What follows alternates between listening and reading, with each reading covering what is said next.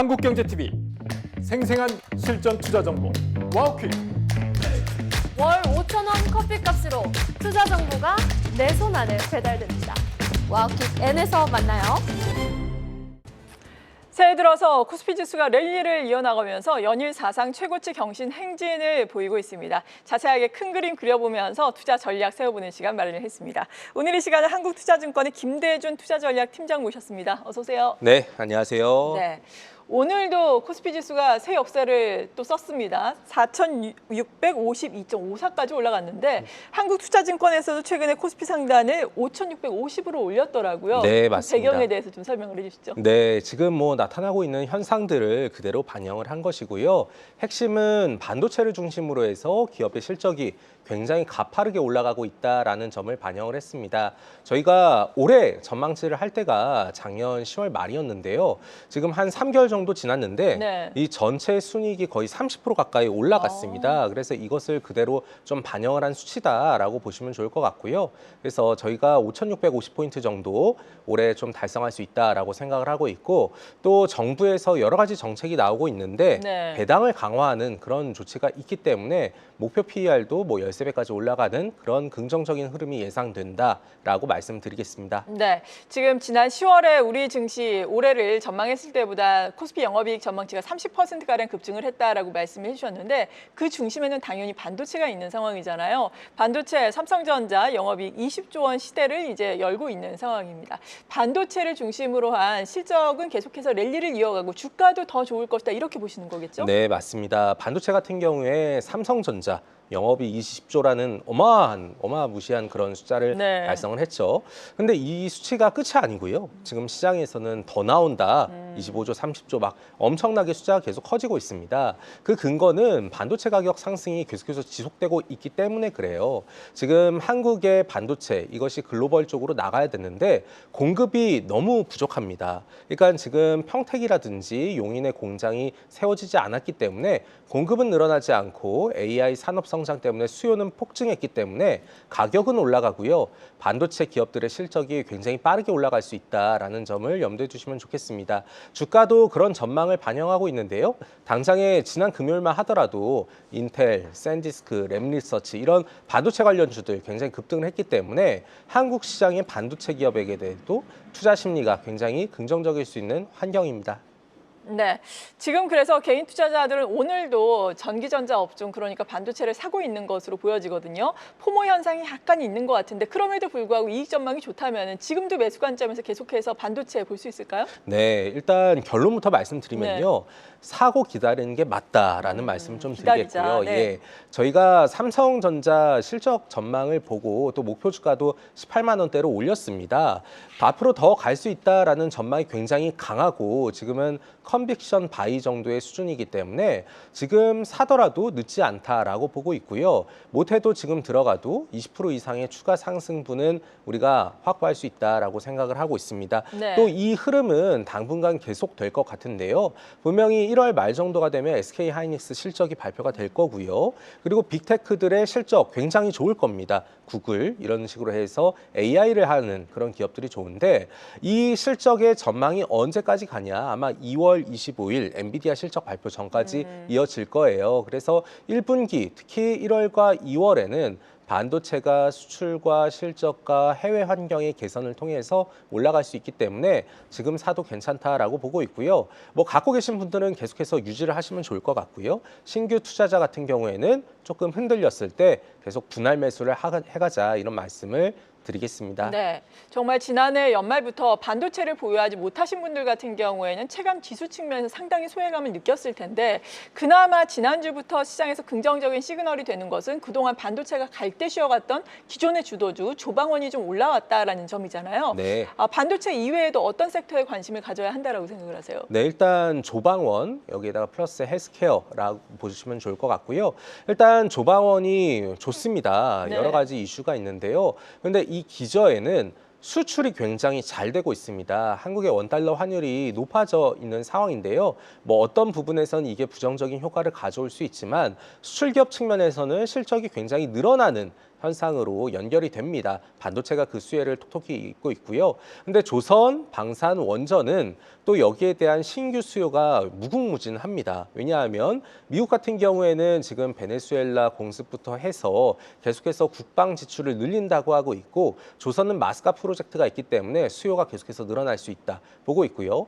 방산도 마찬가지의 영향을 보시면 좋겠습니다. 베네수엘라에 이어서 쿠바, 그린란드 계속해서 미국이 군비를 쓰는 부분이 있기 때문에 다른 국가들도 한국산 제품을 쓸 수밖에 없고요. 원전은 지금 메탈을 비롯해서 미국의 하이퍼스케일러들 계속해서 전력 투자를 하고 있기 때문에 두산 에너빌리티처럼 글로벌 공급망과 연결되어 있는 원전주는 앞으로 위쪽으로 더 향할 수 있다. 그래서 기존 주도주가 올라갈 수 있는 환경이다라고 보시면 좋겠습니다. 네, 조방원 거기다가 바이오도 관심을 갖자라고 말씀해 주셨습니다. 이제는 매크로 변수도 좀 알아보도록 하겠습니다. 이번 주 목요일에 또 한국은행에 올해 들어서 첫 금통위가 열리게 되는데 금리는 동결될 것으로 지금 예상이 되고 있죠. 네, 거의 뭐 90% 이상 동결이다라고 보고 있고요. 물론 만장일치는 아닐 수도 네. 있고 한 명 정도 소수 의견이 있을 수도 있는데요. 근데 지금은 금리를 동결할 수밖에 없는 환경이다라고 보시면 좋겠습니다. 왜냐하면 금리를 혹시 내려가지고 환율이 튀는 부분이 나올 수가 있기 때문에 환율에 대한 부담도 분명히 금리 동결에 영향을 미치게 될 것이고요.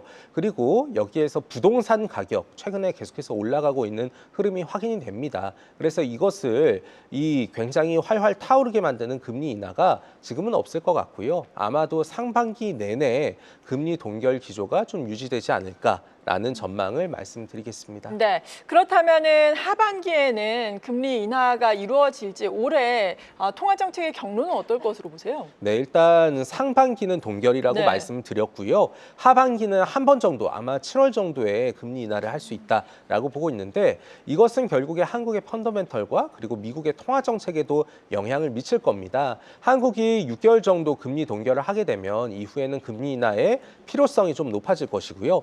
미국은 우리보다 빠르게 금리 인하를 하기 때문에 금리 갭이 좁혀져서 한국이 금리를 추가적으로 인하해도 괜찮은 환경이 올 수 있다라는 말씀을 드리겠습니다. 네, 그리고 정책 당국의 개입으로 인해서 약간은 진정세를 보일까 했던 외환 시장이 다시금 원화 약세가 계속해서 가속화되고 있는 상황이잖아요. 환율에 대한 전망은 어떠신가요? 네, 저희가 1분기 분기 평균으로 한 1,430원 정도 예상을 하고 있고요. 네. 뭐 밴드로 보게 되면은 상단 1,460원에서 1,400 하단까지 예상을 하고 있습니다.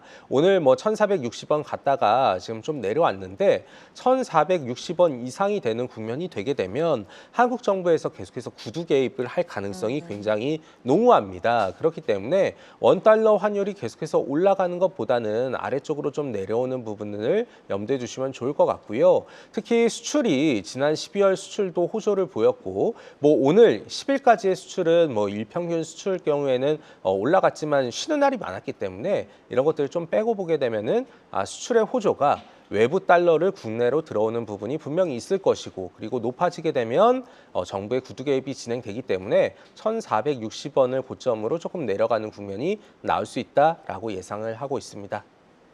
네, 그리고 지난 주말 사이에 나왔던 고용 같은 경우에는 약간은 엇갈리는 시그널을 줬잖아요. 이번 주에는 또 CPI도 발표가 되게 되는데 이것을 근거로 한 연준의 통화정책 방향은 어떨까요? 네, 일단 연준은 1월 FOMC가 월 말에 네. 있거든요. 아마 동결할 것으로 보고 있습니다. 왜냐하면 지금 고용이 굉장히 애매하게 나왔고요. 그렇죠. 비농업 고용은 예상보다 안 났지만 실업률이 떨어져가지고 물가를 좀 더 보고 판단을 하자라는 측면인데요. 문제는 물가도 사실 그렇게 변화하지 않습니다. 이 미국의 셧다운 때문에 이 데이터가 소실된 상황에서 이 12월 CPI가 나오게 되는데 지금 예상치가 2.7%로 지난달 수치하고 거의 유사해요. 그렇기 때문에 이 수치를 보고 연준이 물가도 좀 애매한 수준이기 때문에 급격한 금리 인하보다는 한 번 더 지켜보자. 그리고 또 5월 15일 날 파월 의장 교체가 되기 때문에 굉장히 신중한 스탠스로 진행될 가능성이 높습니다. 그래서 연준의 금리 동결이 좀 나오지 않는가라고 예상을 하고 있습니다. 네.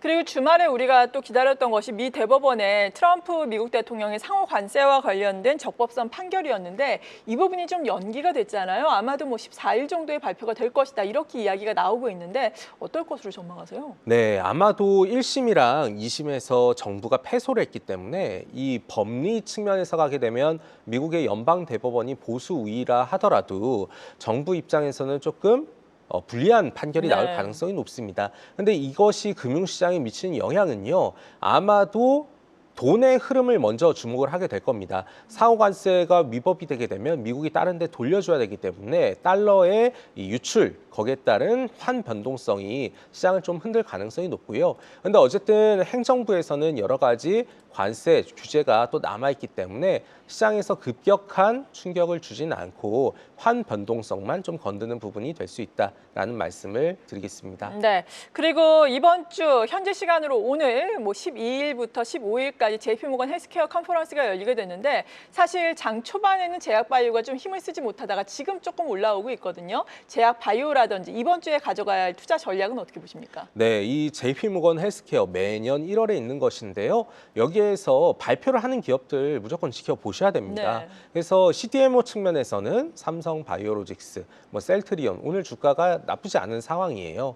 그리고 15일 날 발표하는 것들이 뭐 알테오젠이라든지 뭐 D&D 파마텍 여러 가지 휴젤 이런 기업들이 있는데 이 부분은 지금은 흔들림이 있다 하더라도 분명히 긍정적인 소식이 나오게 되면 주가의 급등세가 나타날 수가 있습니다. 그래서 적은 비중이라도 이번 JP모건 헬스케어에서 특별히 발표를 하는 기업에 대해서는 일정 부분 비중을 늘려갈 필요가 있다라는 말씀을 드리겠습니다. 네, 그리고 앞서서 반도체라든지 조방원, 바이오 유망하다라고 말씀해 주셨는데 마지막으로 투자 전략 정리를 해주신다면요. 네, 이 추세가 당분간은 바뀌지 않을 겁니다. 네. 한국 코스피 지수를 보게 되면 굉장히 높은데요. 근데 그 안에서 올라갈 수 있는 업종을 집중적으로 투자하는 게 중요합니다. 그래서 반도체, 조방원, 그리고 헬스케어 주목하시길 추천드리겠습니다. 네, 지금까지 전반적인 투자 전략 한국투자증권의 김대준 투자전략 팀장과 함께했습니다. 감사합니다. 고맙습니다. 계속해서 다양한 경제 이슈를 알고 싶다면 구독과 좋아요, 알림 설정 부탁드립니다. AI 캐스터 권미정이었습니다.